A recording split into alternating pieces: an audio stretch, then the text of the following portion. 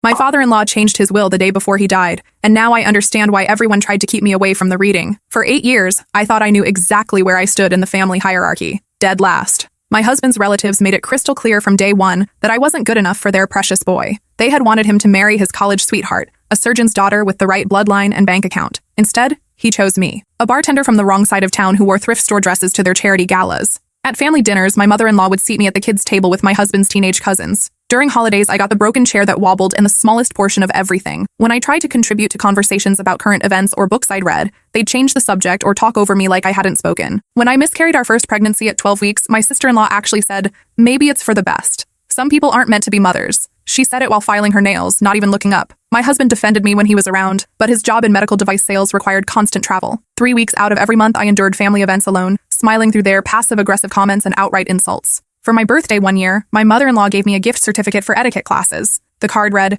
"Every woman can benefit from refinement." My husband was mortified when he found out, but the damage was done. The breaking point should have been the Christmas when my brother-in-law's wife asked me to serve drinks and clean up after dinner because, as she put it, I was used to that kind of work. But I swallowed my pride and did it, desperate to keep peace for my husband's sake. Another time, at my sister-in-law's birthday party, I brought a homemade cake I'd spent hours decorating. My mother-in-law took one look at it and said, "Oh, how sweet." Store-bought would have been fine, though. She then served a professional cake she'd ordered, leaving mine untouched on the counter all evening. When I graduated from community college with my business degree, earning a 3.9 GPA while working full-time, not one family member attended the ceremony. My mother-in-law claimed she had a migraine, but I saw her Instagram photos from a spa day that same afternoon. The worst incident happened at a family barbecue when I was 26. I was wearing a sundress I'd bought for the occasion, nothing inappropriate, just a simple floral print. My brother-in-law's wife loudly announced to everyone that some people dress like they're still working the late shift. The entire gathering went quiet. My husband was inside getting drinks and missed it, but 30 people heard her humiliate me. I excused myself and cried in their bathroom for 20 minutes. When I came out, my father-in-law was waiting in the hallway. "You okay?" he asked quietly. I nodded and forced a smile, but he didn't buy it. That was the first time I saw something like sympathy in his eyes. Then my father-in-law got sick. Terminal pancreatic cancer, 6 months to live. The family rallied around him like protective wolves, but they made sure I knew my place. When I offered to help with his care, coordinate doctor appointments, or even just bring meals, my mother-in-law snapped, "We'll handle our own family matters. You wouldn't understand the complexities." But Theodore, my father-in-law, started asking for me specifically, not just during family visits, but private conversations that made everyone else uncomfortable. The last month before he died, things got weird. My father-in-law started asking to see me privately. He'd call when my husband wasn't home, wanting to talk about my childhood, my parents who died when I was 19, my life before marriage. I thought he was finally trying to get to know me before he passed, maybe feeling guilty about how his family treated me. During one of these conversations, he asked about my mother. What was she like? He wanted to know. What did she teach you about standing up for yourself? I told him my mother had been a nurse who worked double shifts to support us after Dad died in a construction accident when I was 15. She taught me that dignity wasn't something others could give or take away, that it came from within, that sometimes you have to endure unfair treatment with grace, but you never have to accept that you deserve it. He nodded slowly, studying my face with an intensity that made me uncomfortable. Your mother sounds like she was a remarkable woman. Like mother. Like daughter, I suspect. Another time, he asked about my work at the restaurant where I'd met his son. Did you enjoy it? He wanted to know. I explained that I'd actually loved bartending. I was good at reading people, making them feel welcome, creating a space where everyone felt valued regardless of their background. The job had taught me patience and how to diffuse tension. He smiled at that. Those are valuable skills, especially in families. My husband's family was furious about these private conversations. They whispered in corners during family gatherings, shot me dirty looks across dinner tables, and my brother-in-law actually pulled my husband aside to warn him I was taking advantage of a dying man's confusion. But my father-in-law wasn't confused. If anything, he seemed more lucid than ever, asking pointed questions about my value, my dreams, what I'd do if I had unlimited resources to help others. One afternoon, he called me over while the rest of the family was arguing about his care plan in the kitchen. "I've been watching you for 8 years, he said quietly. "Watching how you handle their treatment, how you never fight back or cause scenes. That takes strength most people don't have." I didn't know how to respond to that. He continued, "I also see how you light up when you talk about the literacy program you volunteer for, or how you slip money to families at the restaurant when their cards get declined. You think nobody notices, but I do. How did you know about that?" I asked, shocked. He smiled weakly. "I know more than people realize. I know you've been putting yourself through business school. I know you send money to your aunt every month even though it means you wear the same 3 dresses to every family event. I know you've never asked my son for anything beyond basic respect from his family." I felt tears threatening to spill. Nobody had ever acknowledged those things before. "They think you're after money," he said, coughing slightly. "But I've never seen you show interest in what we have. You work 2 jobs when you could easily convince my son to support you. You drive a 15-year-old car when you could ask for something better. You're not a gold digger. You're just a good person who ended up in a family that doesn't recognize good people." That conversation haunted me for days. Theodore was dying, and instead of focusing on his family legacy or business concerns, he was thinking about how I'd been treated. The next week, he asked to see me alone again. This time, he was more serious. I need to ask you something and I want an honest answer, he said. If you had the power to change how this family operates, how would you use it? I thought carefully before answering. I'd want everyone to feel valued, I said. I'd want decisions to be made based on what's best for everyone, not just what protects certain people's feelings or positions,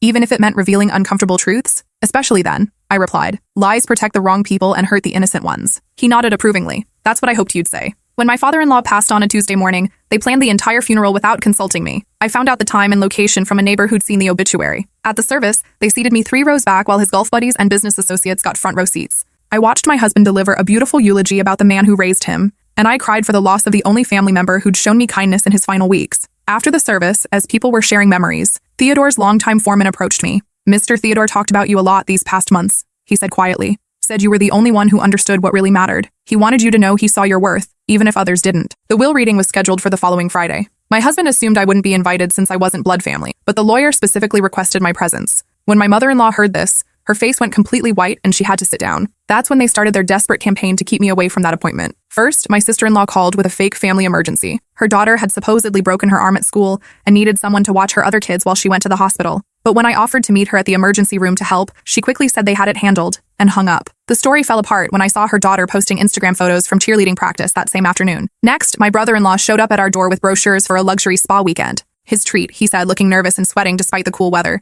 You've been through so much stress with Dad's illness, you deserve a break. The spa was 3 states away and the weekend happened to include Friday. When I politely declined, saying I wanted to be there for the will reading out of respect for my father-in-law, his expression darkened. Dad wouldn't have wanted you to worry about boring legal stuff, he said. You should focus on healing. But the most disturbing attempt came from my mother-in-law herself. She showed up at my door Thursday evening with tears streaming down her face, clutching my hands like we were long-lost sisters. Please, she begged, her voice breaking, don't come tomorrow. I know we haven't always gotten along, but I'm asking you as one woman to another, stay home, for everyone's sake. When I asked why, she just kept repeating that some things were better left alone, that the family had been through enough pain already. Her desperation was palpable. This woman who'd treated me like dirt for 8 years was literally begging me to miss a simple legal proceeding. Something was very, very wrong. These people who'd treated me like garbage for 8 years were suddenly desperate to keep me away from a simple will reading. The more they pushed, the more determined I became to attend. That night, I barely slept. My husband was confused by his family's behavior, but assumed they were just processing grief differently. He had no idea what was really happening. I spent hours wondering what could possibly be in Theodore's will that would cause such panic. Maybe he'd left me something embarrassing to his family, like a small bequest that would highlight how little they'd included me. Maybe there were debts they didn't want me to know about. I never imagined the truth. Friday morning, I woke up violently ill. Nausea, vomiting, dizziness so severe I could barely stand. Food poisoning, I thought, until I remembered my mother-in-law insisting on making me dinner the night before as an apology for years of mistreatment. She'd arrived with grocery bags, claiming she wanted to prepare my favorite meal as a gesture of goodwill. She'd been alone in my kitchen for nearly an hour, claiming she was preparing something special. I'd been so touched by the apparent gesture that I hadn't paid attention to what she was actually doing. When I went to get antacids from my medicine cabinet, I found an empty bottle of Ipecac syrup in the trash can, the same medication used in hospitals to induce vomiting in poison cases. My mother-in-law had been in my bathroom that evening, supposedly looking for aspirin for a headache. They weren't just trying to convince me to stay away from the will reading. They were actively trying to poison me. I called my husband, who was already at work, and told him I was sick. He offered to come home, but I insisted he go ahead to the lawyer's office and represent both of us. But the more I thought about it, the more determined I became. Someone had tried to drug me to keep me away from this meeting. That wasn't grief or family drama. That was criminal behavior. I forced myself to shower, drink fluids, and get dressed. Then I drove to the lawyer's office anyway, dizzy and nauseous but more determined than ever to understand what they were hiding. The waiting room was packed with my husband's entire extended family, plus several people I didn't recognize. They all stared at me like I was a ghost walking among the living. My mother-in-law looked like she hadn't slept in days. Dark circles under her eyes, hands shaking as she clutched her purse. When she saw me walk in, she actually gasped. You should be home resting, she said quickly. You said you were sick. I am sick, I replied, taking a seat. But I'm here anyway. The lawyer, an elderly man named Peterson with kind eyes and silver hair, called us into his conference room. He seemed nervous as he shuffled through a thick stack of papers, occasionally glancing at me with what looked like sympathy. Before we begin, he said, clearing his throat, I need to mention that your father made significant changes to his will just 24 hours before his passing. He was very specific about wanting certain parties present today, and he left detailed instructions about how this information should be shared. My mother-in-law gripped her purse so tightly her knuckles went white. My sister-in-law kept glancing between me and the door like she wanted to run. Peterson began reading the standard legal language, then moved to the bequests. Small amounts to various charities my father-in-law had supported. A few $1,000s each to longtime employees of his construction company. $10,000 to the foreman who'd spoken to me at the funeral. Then he got to the family portions. To my son, he leaves the family business, including all construction contracts and equipment, representing approximately 40% of the total estate value. My husband squeezed my hand. We'd expected this. He'd been working in the business part-time for years, learning the operations. To my daughter, He leaves the family home and associated investment properties, representing approximately 30% of the estate value. My sister-in-law smiled smugly, already mentally redecorating the sprawling colonial where she'd grown up. Peterson paused here, looking directly at me with an expression I couldn't read. To my daughter-in-law, he continued, his voice careful and measured. He leaves the vacation property in Colorado, the art collection valued at approximately $800,000, all liquid assets including savings and investment accounts totaling approximately $2.3 million, and the contents of Safety Deposit Box 847 at First National Bank, along with all documentation contained therein. This bequest represents approximately 30% of the estate value. The room went dead silent. You could have heard a pin drop. I sat there stunned, my mouth literally hanging open. $2.3 million, plus property and art. I had never heard of any safety deposit box, and judging by my husband's confused expression, neither had he. But my mother-in-law looked like she was having a heart attack. There's been some mistake, my brother-in-law said, his voice cracking as he stood up abruptly. Dad was clearly not in his right mind at the end. The medication, the pain, the confusion. We need to contest this immediately. Peterson shook his head firmly. I can assure you, your father was completely lucid when he made these changes. We met for over 3 hours 2 days before his passing, and I was required by law to assess his mental capacity. He was sharp as ever, perhaps more focused than I'd ever seen him. He spent considerable time ensuring these instructions were legally sound and couldn't be contested. My sister-in-law was practically hyperventilating. This is insane. Why would he leave anything to her? She's not even blood family. She's nobody. Perhaps, Peterson said quietly, looking around the room with disapproval. You should ask yourselves why he felt the need to make such provisions. The tension in the room was suffocating. My husband looked bewildered, caught between loyalty to me and confusion about his father's decision. But his mother and siblings looked terrified, not just surprised or upset, but genuinely scared. What's in the safety deposit box? My husband asked, his voice tight with confusion. Peterson handed me a sealed envelope with my name written in my father-in-law's distinctive handwriting. Your father left specific instructions that only you could open this, he said to me. He also specified that you should visit the safety deposit box alone, at least initially. Why alone? My husband asked, sounding hurt. Peterson consulted his notes. He said, and I quote, she needs to understand the full scope of what she's inheriting before deciding how much to share with others. My mother-in-law made a choking sound. After the meeting, several family members tried to corner me in the parking lot. My brother-in-law grabbed my arm as I walked to my car. Look, he said, his grip tight enough to bruise. Whatever Dad left you, we can work something out. You don't need all that money. You can live comfortably on much less. Let go of me, I said firmly. My sister-in-law joined him. We're family, she said, her voice wheedling. We should share everything equally. Dad wasn't thinking clearly, but it was my mother-in-law's reaction that convinced me something much bigger was happening. She stood apart from the others, staring at me with pure terror in her eyes. That afternoon, I sat in my car outside the bank, holding the envelope with trembling hands. Whatever was inside had the power to terrify people who'd never shown fear of anything. People who'd felt entitled to treat me like garbage for 8 years were now desperately afraid of what I might learn. The letter was written in my father-in-law's careful script. My dear daughter-in-law, if you're reading this, then my family tried to keep you away from this reading, just as I predicted they would. They probably made excuses, offered bribes, maybe even tried more desperate measures. They're scared, and they should be. For 8 years, I watched them treat you like an outsider, like someone beneath their notice. I let them because I was a coward, more concerned with family peace than family justice. But in my final weeks, when you showed me more genuine kindness than my own blood relatives had in months, I realized something important. You're not the problem in this family. You never were. Go to the safety deposit box, but be careful who you tell about what you find there. Trust no one in this room except your husband, and even then, think carefully about how much he can handle learning about the people who raised him. The truth has been buried for 30 years, but it's time someone with integrity had the power to decide what happens next. You deserve to know why they really hate you, and it has nothing to do with your background or your worth as a person. What you'll find will give you choices. Use them wisely. Your father-in-law, Theodore Mai, drove to First National Bank with my hands shaking on the steering wheel. The bank manager, who'd known Theodore for decades, personally escorted me to the safety deposit box area. He was a good man, she said as she inserted her key alongside mine. Whatever he left you, he meant for you to have it. The safety deposit box was larger than I'd expected, almost like a small file drawer. Inside were manila folders organized with the meticulous care Theodore had brought to his construction business.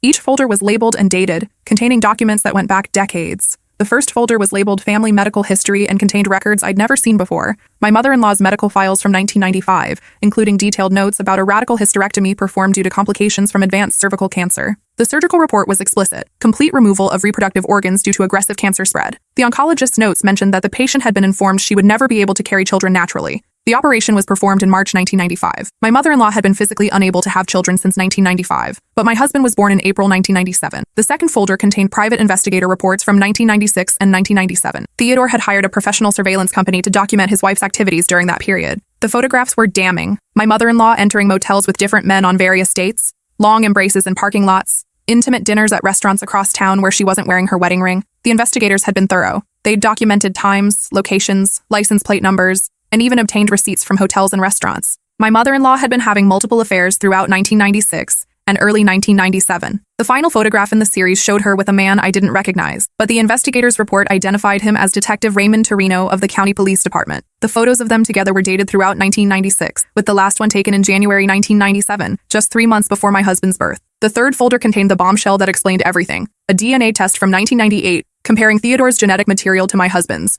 0% probability of paternal relationship. My husband wasn't Theodore's biological son, but Theodore had known this for over 20 years and had never said a word. The fourth folder explained why this discovery was so significant financially. Theodore's construction empire was worth over $15 million, built over 40 years of careful investments and smart business decisions. His original will had always left the bulk of his estate to his son, but if my husband wasn't actually his biological child, then legally, the inheritance should go to Theodore's next of kin. Since Theodore had no siblings and his parents were deceased, that would normally be his wife. Except my mother-in-law had committed fraud by allowing everyone to believe my husband was Theodore's son for over 20 years. She'd signed legal documents, insurance forms, and inheritance papers under false pretenses. In cases of inheritance fraud, the assets would be distributed according to the deceased's clearly expressed final wishes, rather than default legal relationships. Theodore had chosen me. The fifth folder contained evidence of systematic embezzlement that made my stomach turn. My mother-in-law had been stealing from the family construction business for over a decade, using her access to accounting records and her position as Theodore's wife to cover her tracks. She'd invented fake suppliers and submitted invoices for materials that were never delivered. She'd created fictional subcontractor payments and pocketed the money. She'd blamed losses on economic downturns, material cost increases, and seasonal fluctuations,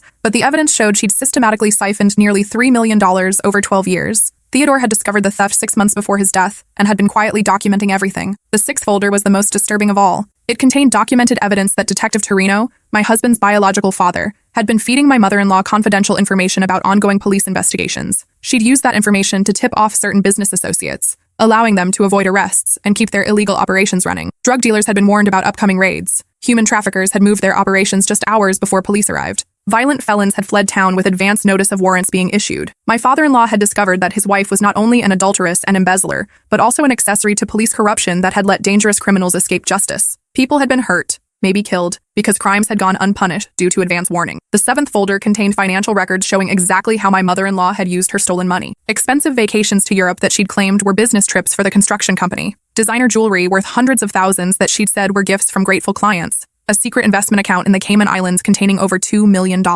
She'd been living a completely double life, funded by theft and corruption. The eighth folder contained correspondence between Theodore and various law enforcement agencies. He'd been building a case against his wife in Torino for months, working with FBI agents who specialized in police corruption cases. He'd had enough evidence to send both of them to federal prison for decades, but he'd never acted on it. The ninth folder explained why. It contained letters Theodore had written but never sent, documenting his internal struggle between justice and protecting the young man he'd raised as his son. I can't destroy the boy's world just to punish her. One letter read, "He calls me dad. He loves me. He has no idea his entire identity is built on lies. If I expose this, I don't just destroy her, I destroy him too." But another letter, written just weeks before his death, showed his thinking had evolved. She's gotten worse. The embezzlement is accelerating. The tips to criminals are getting more frequent and more serious. People are getting hurt because of her actions. I can't let this continue just to protect one person's feelings, even if that person is the boy I love. The final folder contained a letter addressed specifically to me. By now, you understand why they tried so desperately to keep you away from this reading. My wife knows I discovered her secrets, but she doesn't know how much evidence I've gathered or what I plan to do with it. She's been living in terror for months, wondering if I'd expose everything before I died. She probably assumed I'd take her secrets to the grave, just like I've kept quiet about the paternity issue for over 20 years. But I couldn't let them continue treating you as less than family when you've shown me more genuine care in my final weeks than my blood relatives have in years.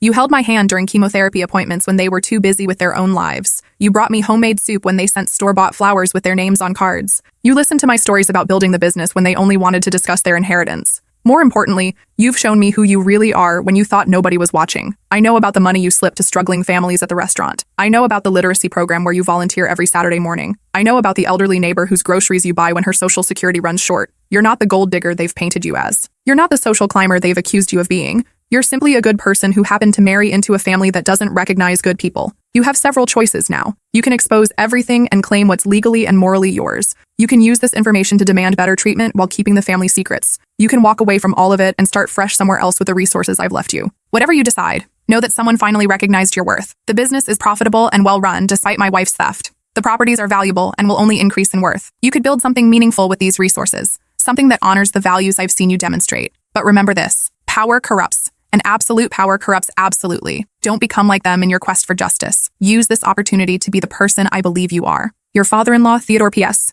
There's one more thing in the safety deposit box that I want you to see before you make any decisions. I reached deeper into the box and found a smaller envelope containing photographs. They were pictures of me that I'd never seen before, taken with a long lens camera over the past several months. There was one of me at the hospital during Theodore's chemotherapy, holding his hand while he slept. Another of me at the grocery store, quietly paying for an elderly woman's prescription when her card was declined. One of me at the literacy center, working with adult students on a Saturday morning. Another showing me leaving bags of groceries on a neighbor's doorstep. Theodore had been having me followed, not to spy on me, but to document who I really was when I thought nobody was watching. The last photograph showed me at his funeral, sitting alone in the third row while his family occupied the front, crying genuine tears for a man who'd finally seen my worth. On the back of that photo, Theodore had written, "This is the face of someone who deserves better than what she's received." I sat in the bank's private room for over an hour, trying to process the magnitude of what I'd learned. My entire marriage had been built on lies. My husband had no idea who his real father was, or that the man who raised him had known the truth for decades. My mother-in-law had been living a triple life as adulteress, embezzler, and accessory to serious crimes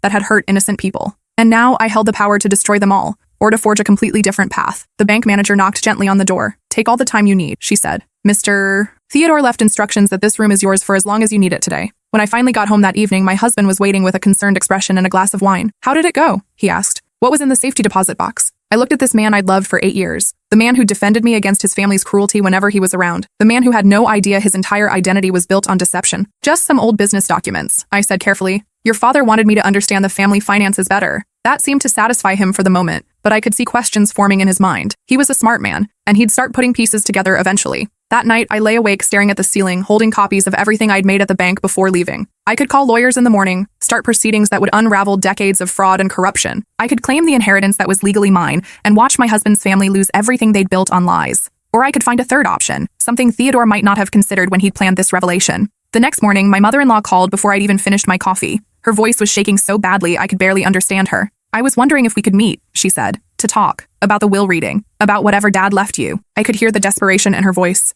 the terror of someone whose darkest secrets might be exposed at any moment. "Of course," I said calmly. "Let's talk." We arranged to meet at a coffee shop downtown, neutral territory where neither of us would feel completely comfortable. I arrived early and chose a corner table where we could speak privately, but where I'd feel safe if the conversation went badly. My mother-in-law looked like she'd aged 10 years in the past week. Dark circles under her eyes, trembling hands, the kind of hollow expression people get when they're living with unbearable stress. She'd always been impeccably groomed, but today her hair was unkempt and her clothes wrinkled. "What did Theodore leave you?" she asked without preamble, her voice barely above a whisper. I studied her face, this woman who had made my life miserable for 8 years, who had tried to poison me to keep me away from the truth. "He left me some documents," I said carefully, "about family history, about things that happened before I joined the family." Her face went pale. "What kind of things?" "The kind that explain why you never wanted me to feel like part of the family," I replied. "The kind that show why you were so desperate to keep me away from that will reading. The kind that explain why you tried to drug me Friday morning." She started to cry then, right there in the coffee shop, sobbing into her hands like a woman facing the electric chair. Other customers stared, but she was beyond caring about appearances. "Please," she whispered through her tears. "You don't understand how it happened. I never meant for it to go this far." "Then explain it to me," I said, leaning forward. "Tell me everything, and maybe I'll understand." Through her tears and between sips of coffee she couldn't keep steady, she confessed the whole story. The affair with Detective Torino had started as revenge against Theodore's workaholism, just a fling that was supposed to make her feel desired again after years of feeling ignored. "Theodore was building the business," she said, her voice breaking. "He worked 16-hour days, traveled constantly, came home exhausted and distracted. I felt like I didn't exist in my own marriage. When she discovered she was pregnant with Torino's child, she panicked. Theodore had been trying to get her pregnant for years, not knowing about the hysterectomy complications that had made it impossible. I couldn't tell him about the surgery, she explained. He wanted children so desperately. I was afraid he'd leave me if he knew I could never give him a family. So when she got pregnant through the affair, she saw it as a solution. Theodore would have the son he'd always wanted, and no one would need to know the truth. When the baby came, Theodore was so thrilled to have a son that he never questioned the timing or genetics. He poured all his love into raising the boy, never suspecting the truth, but the lies required more lies to maintain them. The embezzlement started small, she explained. Just money to cover expenses related to keeping her secret, private doctor visits she couldn't put on insurance, payments to ensure certain medical records stayed buried, money to keep Torino quiet when he started demanding support for his biological son. But once she started stealing, it became easier to justify larger amounts. Designer clothes to maintain her image, vacations to escape the stress of living a lie. Eventually, she was taking money simply because she could. The police corruption was Torino's idea, she continued. He knew about the construction business through her, knew which contractors might be willing to pay for advance warning about safety investigations or permit problems. What started as a few tips about minor building code violations grew into something much more serious. Torino began using his position to help genuinely dangerous criminals, and my mother-in-law became his accomplice by passing along information and laundering money through the construction business. Theodore found out about everything 6 months ago, she said, her voice breaking completely. He hired investigators, gathered evidence, documented every crime I'd committed over the years. I thought he was going to destroy me, turn me over to the police, divorce me and leave me with nothing. But he never said a word, I pointed out. Because he loved my son, she replied, looking up at me with red-rimmed eyes.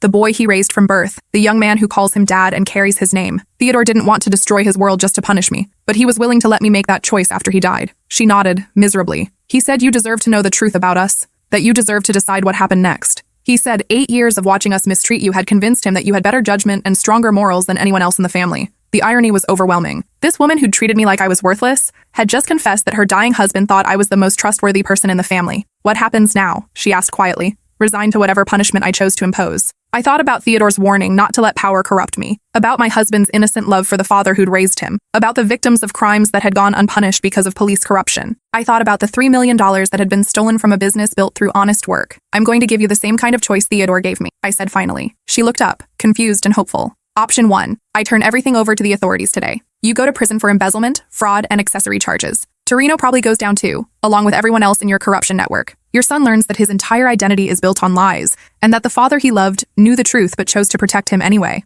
The family business gets tangled up in criminal proceedings for years, and everyone loses everything. She was crying harder now, but I continued. Option 2. You make things right. Every penny you stole gets returned to the business accounts with interest. You find a way to ensure that the criminals who escaped prosecution because of your tips face consequences for their crimes. You end all contact with Torino permanently. You treat me with the respect Theodore thought I deserved. And you live with the knowledge that I could expose everything at any moment if you slip back into your old ways. She stared at me through her tears. But what about the inheritance? What about your legal rights to everything? I'll keep what Theodore left me, I said. But I'm not going to use it to destroy your son's life. The money will go toward things Theodore would have approved of. Programs that actually help people instead of hurting them. And if I choose option 2, she asked, hope creeping into her voice, then your son never has to learn that the man who loved and raised him wasn't his biological father. The family business stays in the family, minus what you stole. And you get to spend whatever time you have left trying to become the person you should have been all along. She reached across the table and grabbed my hands. Why would you do this? Why not just destroy us and take everything? Because, I said, pulling my hands away gently. Unlike you, I understand the difference between justice and revenge.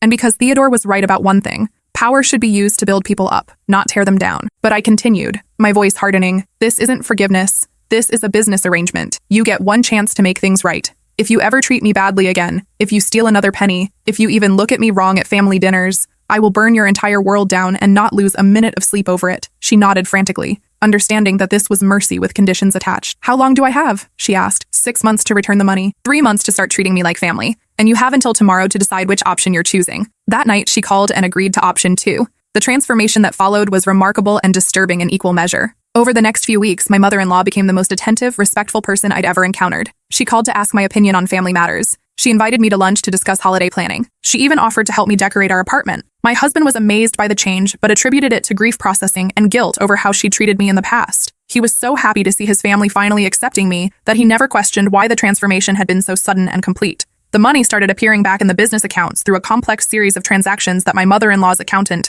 disguised as recovered assets and insurance payouts. Theodore's business manager was thrilled by the mysterious influx of capital, never suspecting it was stolen money being returned. More interestingly, several criminals who had previously escaped prosecution suddenly found themselves facing new charges. Drug dealers who'd avoided arrest for years were picked up in coordinated raids. Human traffickers who'd been untouchable were taken down by federal task forces. Violent felons who'd fled the jurisdiction were tracked down and brought to justice. I suspected my mother-in-law was using her connections with Torino to right some of the wrongs they'd committed together, but I never asked for details. I just watched the local news reports with grim satisfaction. 3 months after our coffee shop conversation, I received an unexpected visitor. A woman in her 60s knocked on my door, introducing herself as Detective Lieutenant Maria Santos from Internal Affairs. I understand you might have information relevant to an ongoing investigation into police corruption, she said, showing me her badge. My heart raced. I'm not sure what you mean. She studied my face carefully. We've been building a case against Detective Torino for months. Recently, we've received anonymous tips that have helped us connect him to several serious crimes. Someone with detailed knowledge of his activities has been feeding us information. I maintained my composure. That's interesting, but I don't know anything about police business. She nodded. But you are related by marriage to the family that employed several businesses Torino was protecting, correct? I realized my mother-in-law was being smarter than I'd given her credit for. Instead of just ending her cooperation with Torino, she was actively helping law enforcement build a case against him. I can't help you, I said, but if you have evidence of corruption, I hope you pursue it. Santos left her card. If you ever remember anything that might be relevant, please call. A month later, Detective Torino was arrested on federal corruption charges. The news reports described a massive investigation involving dozens of law enforcement agencies. He was charged with taking bribes, interfering with investigations, and helping dangerous criminals evade justice. My husband watched the news coverage with interest. "I wonder if this is the same guy Mom dated before she met Dad," he said thoughtfully. My blood froze. "You knew about that?" He shrugged. "I found some old photos when I was helping Dad organize his office last year. Photos of Mom with some guy who looked like a cop. Dad said it was ancient history, from before they got serious. If only he knew how not ancient that history really was." The trial became a media sensation. Torino was convicted on 37 counts of corruption and sentenced to 25 years in federal prison. During the proceedings, prosecutors mentioned anonymous tipsters who had provided crucial evidence, but they never identified the sources. My mother-in-law and I never discussed her role in bringing him down, but I knew she was responsible. She'd chosen to clean up her own mess rather than letting it fester. 6 months after our coffee shop meeting, she invited me to lunch at an upscale restaurant downtown. When I arrived, she was already seated at a corner table, looking more relaxed than I'd seen her in years. "I wanted to thank you," she said as soon as I sat down. "For what?" "For giving me a chance to become someone better," she replied. "For showing me what real strength looks like." She explained that returning the stolen money had been surprisingly liberating. She no longer had to maintain complex lies about where their wealth had come from. She didn't have to worry about Theodore's ghost discovering new crimes. More importantly, helping law enforcement prosecute Torino and his criminal network had given her a sense of purpose she'd never experienced before. "I started volunteering with a victims' rights organization," she said, "helping families who were hurt by the crimes I helped enable. It doesn't undo what I did, but it's something." I studied her face, looking for signs of manipulation or insincerity, but she seemed genuinely changed by the experience of choosing redemption over self-preservation. "What about your son?" I asked. "Do you ever think about telling him the truth?" Her expression grew sad. "Every day. But I've decided that secret isn't mine to tell anymore. Theodore left the decision about the family's future to you. If you think he should know, I'll tell him. If you think the truth would hurt him more than help him, I'll take it to my grave." It was a remarkable reversal. The woman who'd spent years treating me like an outsider was now acknowledging that I had the right to make decisions about the family's most important secrets. "I think some truths are too heavy for innocent people to carry," I said finally. "Your son is a good man who loves the father who raised him. That love doesn't become less real because of genetics." She nodded gratefully. "Theodore raised him to be better than both of us," she said. "Maybe that's what really matters." As we finished lunch, she made one more confession. "I need you to know that I tried to poison you that Friday morning," she said quietly. "I put ipecac in your food because I was terrified of what you'd learn at the will reading." "I know," I replied. "I found the empty bottle." She looked ashamed. "I've done a lot of terrible things, but trying to hurt you was the worst. You never deserved any of the treatment my family gave you. Theodore saw your worth when the rest of us were too selfish and stupid to recognize it." A year after Theodore's death, my life had transformed in ways I never could have imagined. The inheritance he'd left me was being used to fund literacy programs, support domestic violence shelters, and provide scholarships for students from low-income families. I'd also started my own nonprofit organization focused on helping families navigate complex medical situations. Theodore's final gift had given me the financial freedom to pursue work that actually mattered to me. My relationship with my husband's family had evolved into something I'd never thought possible. My mother-in-law included me in every major decision. My sister-in-law asked for my advice on raising her children. My brother-in-law invited me to join the family business as a consultant. Most importantly, they treated me with the respect I'd always deserved, but had never received. My husband noticed the changes, but never fully understood their scope. He was simply happy that his family had finally recognized what he'd seen in me from the beginning. One evening, as we sat on the porch of the Colorado property that had become a family retreat center, he asked me a question that I'd been dreading. "Something happened after Dad died, didn't it? Something that changed how everyone treats you?" I looked at this man I loved, who'd stood by me through 8 years of family cruelty, who deserved honesty but also deserved protection from truths that would devastate him. "Your father saw something in me that his family had missed," I said carefully. "He made sure I understood that I was valued, even when it didn't always feel that way." My husband nodded, seeming to accept this explanation. "Dad was a good judge of character," he said. "I'm glad his family finally listened to him. If only he knew how literally true that statement was. But late at night, when I couldn't sleep, I would think about the power I still held in that safety deposit box. The ability to expose lies, reveal crimes, and destroy lives with a phone call to the right authorities. Theodore had been right about power and corruption. Having the ability to hurt people who'd wronged you was intoxicating. There were moments when I fantasized about revealing everything, about watching my husband's family face the consequences of their actions. But every time I was tempted by revenge, I remembered Theodore's final lesson. The real test of character isn't what you do when you have power over people who've wronged you. It's what you choose not to do. 2 years after Theodore's death, Detective Torino died in federal prison. The news reports mentioned that he'd been cooperating with ongoing investigations into police corruption networks, but they didn't go into details about what information he'd provided. My mother-in-law called me when she heard the news. "I thought you should know," she said quietly. "It's over now." She was right. The last connection to their criminal past was gone. The money had been returned. The victims had seen justice. The family had been transformed. Theodore's plan had worked better than he probably could have imagined. 3 years later, I received a letter from an unexpected source. It was from one of the families whose lives had been destroyed by crimes that Torino had helped enable. Their teenage daughter had been killed by a drug dealer who'd escaped arrest because of corrupt police warnings. "We wanted to thank you," the letter read, "for whatever you did to make sure the people responsible were finally held accountable. Our daughter's case was reopened because of new evidence, and her killer was finally convicted. We don't know who you are or how you were involved, but we know someone with a conscience helped bring justice for our family. I never responded to that letter, but I kept it in my safety deposit box next to Theodore's documents.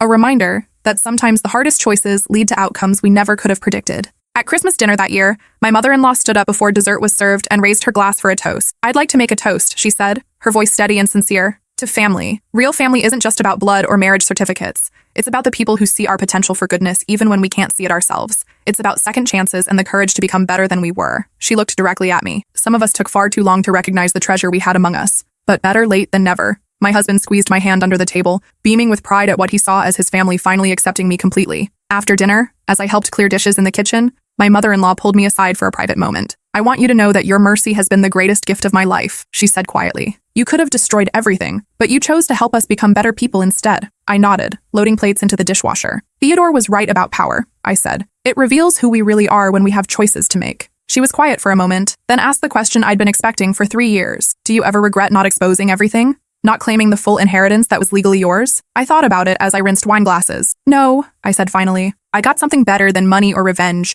I got to prove to myself that I'm the person Theodore believed I was." 5 years after Theodore's death, my husband and I were finally able to start the family we'd always wanted. Our daughter was born healthy and perfect. And for the first time in our marriage, my mother-in-law was genuinely excited about becoming a grandmother. She threw us a baby shower that was everything I'd dreamed of but never expected. Beautiful decorations, thoughtful gifts, and a room full of people celebrating our growing family. As I opened presents surrounded by relatives who'd once treated me like an outsider, I thought about how dramatically our lives had changed. Theodore's final gift hadn't just been money or property. He'd given me the power to transform enemies into allies, to turn a dysfunctional family into something resembling healthy relationships. But the most important transformation had been internal. I'd learned that forgiveness isn't about forgetting or pretending wrong never happened. It's about choosing to help people become better versions of themselves while protecting yourself from future harm. When our daughter took her first steps, my mother-in-law was there to cheer alongside us. When she spoke her first words, my sister-in-law recorded it on her phone to share with family members who couldn't be there. These people who'd once made me feel like I didn't belong now treated my child like the precious granddaughter and niece she was. My husband never learned the full truth about his paternity or his family's criminal history. Some secrets are too destructive to share,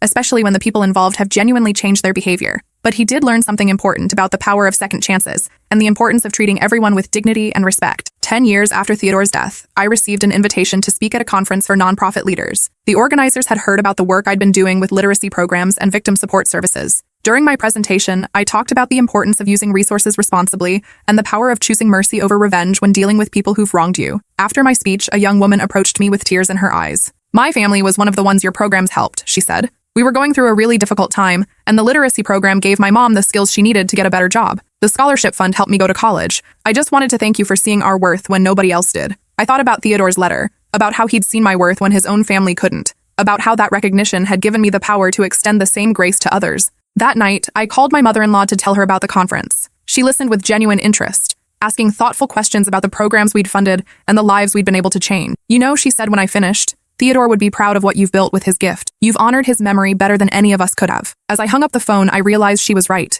Theodore had given me more than money or property. He'd given me the chance to prove that power could be used for creation rather than destruction, for healing rather than harm. The safety deposit box still contained all the evidence of past crimes and family secrets. I visited it once a year, not to review the contents, but to remind myself of the choices I'd made and the person I'd chosen to become. Sometimes I wondered what would have happened if I'd chosen differently, if I'd exposed everything and claimed the full inheritance, if I'd used Theodore's evidence to destroy the people who'd treated me badly. But then I'd think about my daughter playing happily with her grandmother, about the literacy students who'd learned to read, about the families who'd received justice for crimes that might otherwise have gone unpunished. Theodore had been right about one final thing. The best revenge isn't destroying your enemies. It's helping them become the kind of people they should have been all along, while becoming the kind of person you were meant to be. My father-in-law's final gift hadn't just changed my life. It had changed all of our lives in ways none of us could have imagined when we sat in that lawyer's office 11 years ago. And every Sunday dinner, as I sit at the head of the family table surrounded by people who once treated me like I was worthless, I'm reminded that sometimes the most powerful thing you can do is choose mercy over revenge, redemption over destruction, and hope over despair. That's the real inheritance Theodore left me. Not money or property, but the understanding that true power lies not in what you can destroy, but in what you can choose to build instead.